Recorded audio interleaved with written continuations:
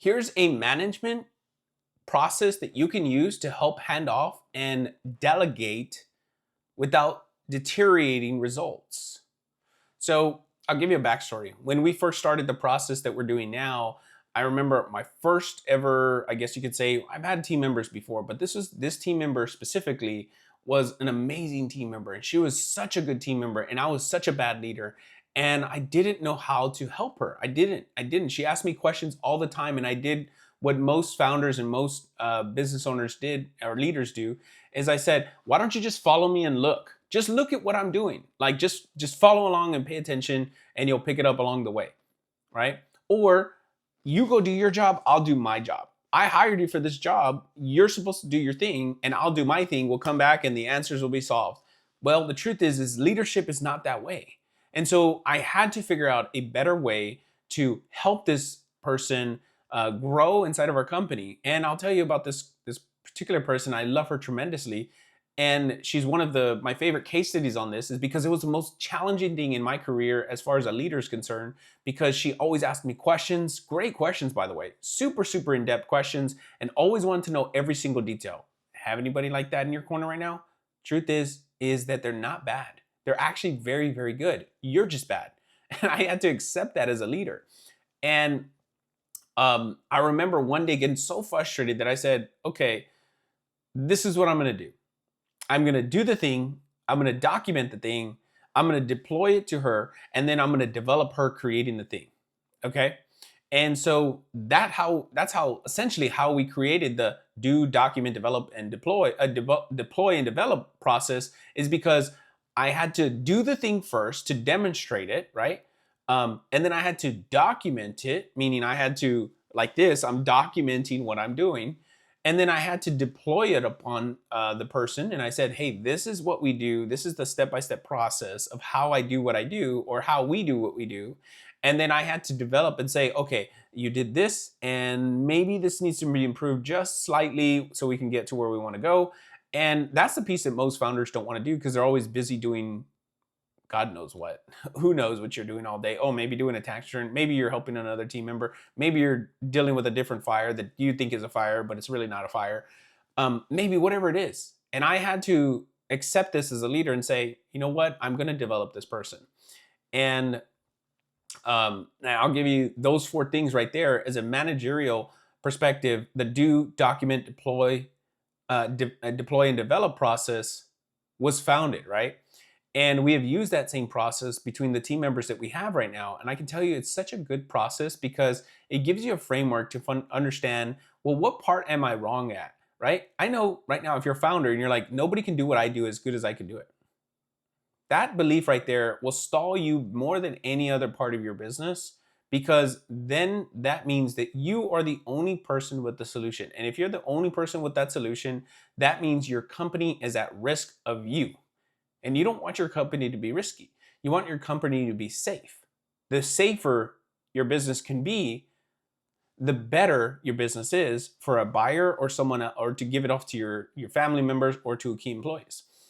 And I can tell you on the other side of this particular team member stayed with us, thank God, because I got better. And as I got better, she got better, right? No surprise. And I can tell you, and I'll just give you kind of like a case study and also a success story from this, is that after 38 years of working in many businesses and working many hours, I mean, tons of hours, she had never taken a vacation in her life. This one particular team member had never taken a vacation. And I did what we call a PPF with her, which is I just identified her personal, professional, and financial goals, and I aligned them to the business goals. And I said, if I can help you achieve your personal, professional, and financial goals, what would you do for the company? She said, anything. I'll do anything if you can help me achieve my goals.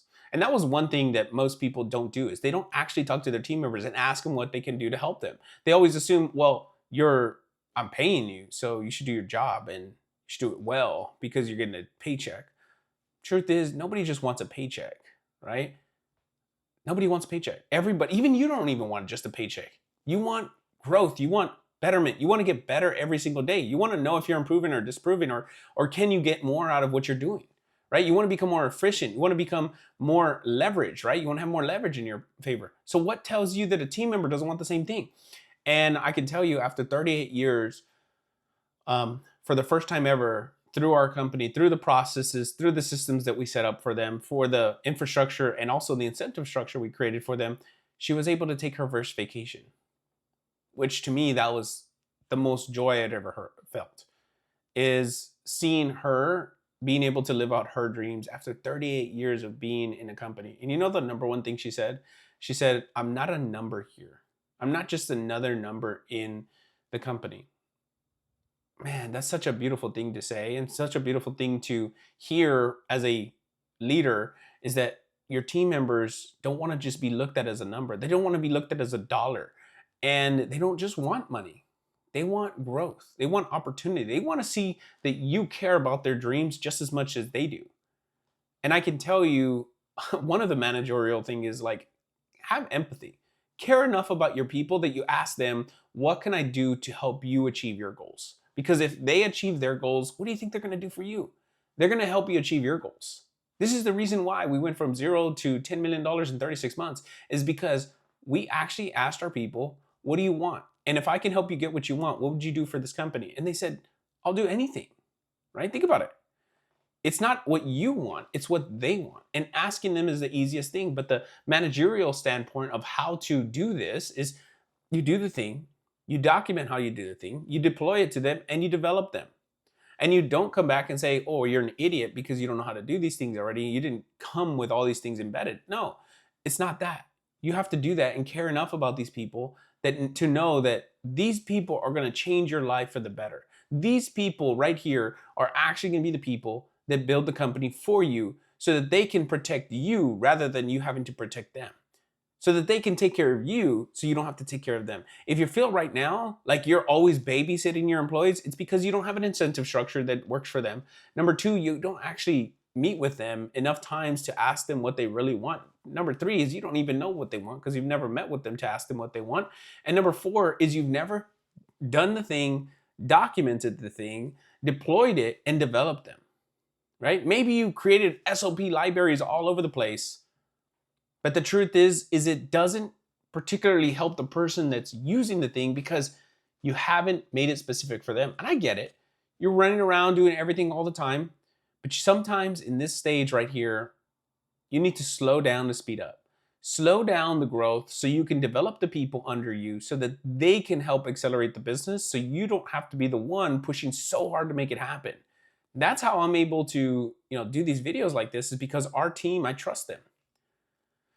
I trust them so much so that I know that if myself or any of our leadership team leaves, they take care of the business because they care about the business just as much as we do.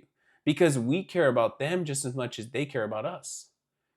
And so I'll share this with you guys today. It's like the do, document, and deploy and develop method right here is a managerial thing that I had to create out of a necessity. I didn't read it from a book. I mean, I've read a lot of books, but on this thing, and yeah, there's some good books out there for this, but truthfully, I just had to create it because honestly, I was going to lose one of our best employees and nobody else could come save me. Nobody else can come help me. Nobody else can do what I was supposed to do besides me. And so if you're at the helm of doing this, helping people, then it's your moral and ethical obligation that if you're paying them, it's your responsibility to take care of them too. It's your responsibility to help them, because eventually the things will split, and where they will come and say, you've helped me, I'm going to do whatever it takes to help you get what you want. But it comes from the component of give first, then ask. And even though you're paying these people, it's still your responsibility as a leader to support their dreams and give them a method and a process that they can fit within it, that you need to have such a vision so big that others can fit inside it. Others can see themselves accomplishing their dreams inside of your dreams. And if you don't have that right now, I'm telling you, you're going to miss out on good people, because you're missing out on the core competencies of a business, is that people run businesses, right? And people need processes to create good profits.